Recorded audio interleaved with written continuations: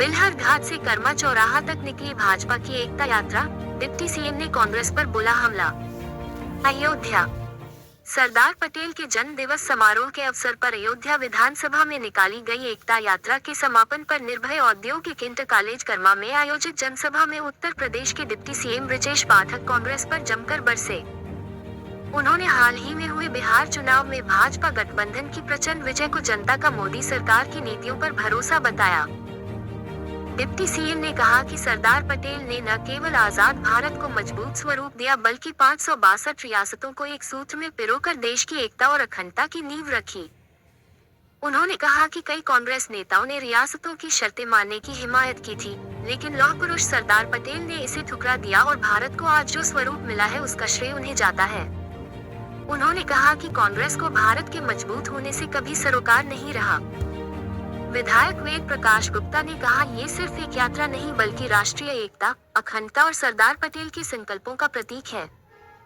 महानगर प्रभारी विजय प्रताप सिंह ने कहा कि हमारी यह यात्रा राष्ट्रवाद का संकल्प और कांग्रेस की तुष्टीकरण राजनीति के खिलाफ जनोक्रोश का स्वर है।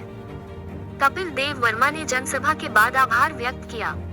बिल्हर घाट स्थित हनुमान मंदिर से सुबह करीब 11 बजे महंत कमल नयन दास ने ध्वज दिखाकर यात्रा को रवाना किया। 8 किलोमीटर लंबी इस यात्रा के दौरान 4 पड़ाव PBS inter college Durgapur, Gangauli चौराहा, पुरखेपुर रामलीला मैदान और पुष्पराज डिफेंस अकेडमी कर्मा चौराहा पर अल्प विश्राम किया गया। कार्यक्रम में पूर्व सांसद लल्लू सिंह, महापौर गिरीशपति त्रिपाठी, पूर्व महापौर ऋषिकेश उपाध्याय, विधायक अभय सिंह, अवधेश पांडेय बादल, भाजयुमो के प्रदेश महामंत्री हर्षवर्धन सिंह, अभिषेक मिश्र, जिला पंचायत अध्यक्ष प्रतिनिधि आलोक सिंह रोहित, ब्लॉक प्रमुख संघ के जिलाध्यक्ष शिवेंद्र सिंह, वासुदेव मौर्य, दीपेंद्र सिंह, अरविंद सिंह, शक्ति सिंह, शैलेंद्र कोरी, देवता पटेल, कपिल देव वर्मा, रामप्रीत वर्मा, दिनेश वर्मा, दिव्य प्रकाश तिवारी, करुणाकर पांडेय, अमल गुप्ता सहित बड़ी संख्या में पदाधिकारियों व कार्यकर्ताओं की मौजूदगी। सरदार वल्लभ भाई पटेल जी के चरणों में श्रद्धा सुमन अर्पित करता हूं और आप सबका बहुत बहुत आभार प्रकट करता हूं। सरदार वल्लभ भाई पटेल जी ने आधुनिक भारत के निर्माण में अहम भूमिका निभाने का काम किया था, लेकिन कांग्रेस की सरकारों ने उनकी जीवनी को, उनके जीवन चरित्र को जन जन तक पहुंचाने के बजाय उसे इतिहास का हिस्सा भी नहीं बनने दिया था। लेकिन भारतीय जनता पार्टी नेतृत्व ने, आदरणीय प्रधानमंत्री जी ने तय किया है कि पूरे देश में, पूरे प्रदेश में, सभी विधानसभाओं में सरदार वल्लभ भाई पटेल जी के जीवन चरित्र को, उनकी जीवनी को, उनके जीवन के विभिन्न आयामों को, जो उन्होंने देश के लिए किए, गरीबों के लिए किए, वंचितों के लिए किए, जन जन तक पहुंचाने का काम करेंगे। इसके लिए रन फॉर यूनिटी तथा बड़ी बड़ी जनसभाओं का आयोजन किया जाना है। उसी अनुक्रम में आज हम सब अयोध्या धाम में आए थे। मैं अयोध्या धाम के माननीय विधायक आदरणीय वेद जी और पूरी टीम का, अपने भारतीय जनता पार्टी नेतृत्व का, अपने भारतीय जनता पार्टी अयोध्या के सभी पदाधिकारियों का, प्रभारी महोदय का बहुत बहुत आभार प्रकट करता हूं, उनका अभिनंदन करता हूं। बात की जाए बिहार में प्रचंड बहुमत के साथ एनडीए की सरकार बन चुकी है और जो लोग उत्तर प्रदेश का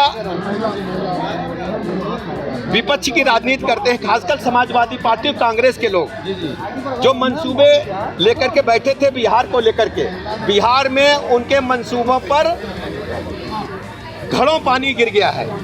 उनको पता चल गया है कि बिहार के लोग और उत्तर प्रदेश के लोग एक साथ एक मन के हैं।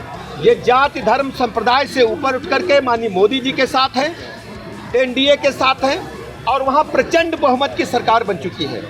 बिहार की जनता का मैं हृदय की गहराइयों से आभार प्रकट करता हूं और उत्तर प्रदेश में भी आप देखेंगे 17 वाला इतिहास भारतीय जनता पार्टी गठबंधन दोहराएगा।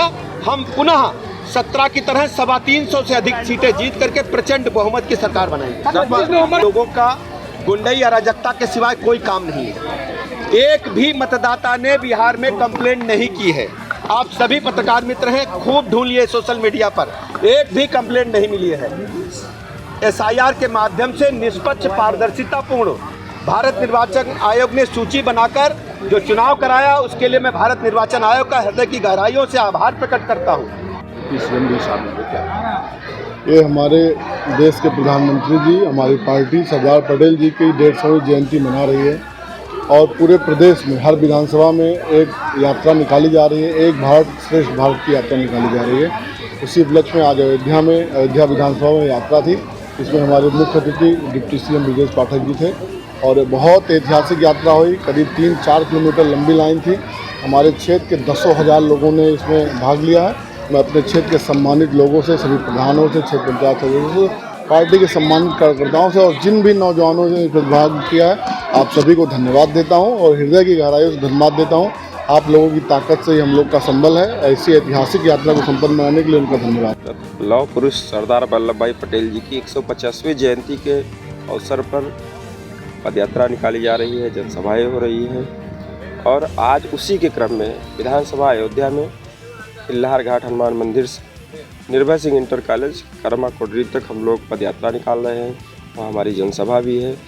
आज हम सभी अपने महापुरुष सरदार वल्लभ भाई पटेल जी को अपनी श्रद्धांजलि अर्पित कर रहे हैं। उन्होंने देश के लिए जो कार्य किया है, पिछली सरकारों ने उनको उपेक्षित किया, उनके किए गए कार्यों को जनता से छिपाने का काम किया और हम सब उसके लिए लगातार प्रयास हैं कि उनके द्वारा जो किए गए कार्य हैं वो जनता को, जनार्दन को, आने वाली जो पीढ़ी है उसको जानकारी हो कि उन्होंने क्या देश के लिए किया है और देश के आज़ादी में और आज यहाँ देश पहुँचा है तो उनकी क्या भूमिका रही है। इन सब चीज़ों की दृष्टि से ये बृहद कार्यक्रम का आयोजन किया जा रहा है और उसी की दिशा में आज ये पदयात्रा भी यहाँ पहुँचने वाली। हम लोग स्वागत अभिनंदन करेंगे। उसके बाद पदयात्रा में शामिल होते हुए और जनसभा